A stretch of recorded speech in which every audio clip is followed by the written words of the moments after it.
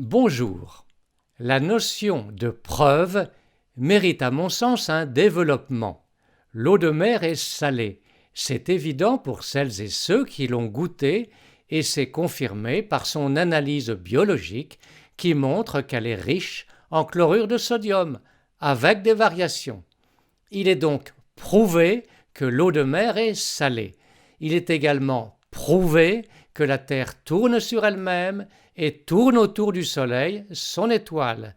Il est également prouvé que la Terre est une sphère aplatie aux deux pôles, nord et sud.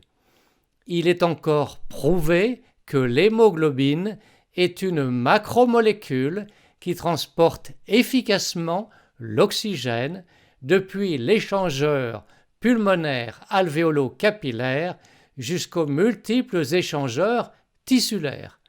On peut également parler de l'insuline, dont on a la preuve qu'elle est une hormone pancréatique qui permet la pénétration du glucose depuis le sang circulant jusqu'à l'intérieur des cellules à travers leurs membranes, ce qui produit un abaissement de la glycémie. Tous ces faits sont avérés, ils sont prouvés, ils sont indiscutables. Est-il nécessaire d'ajouter « prouvé scientifiquement » ? Non. Une preuve est formelle ou elle n'est pas. Je ne sais pas ce que serait une preuve non scientifique.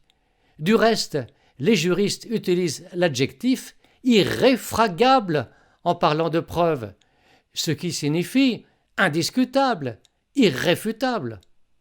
Or, il ne vous a pas échappé que depuis le début de la gestion de l'épidémie en France, qu'il s'agisse du ministère chargé de la Santé, des experts cooptés dans le conseil scientifique et en particulier de son président, ainsi que d'autres experts, toujours présentés comme des spécialistes chevronnés, chaque personne s'est exprimée publiquement en se prévalant systématiquement de preuves dites scientifiques pour affirmer telle ou telle efficacité permettant de justifier telle ou telle mesure.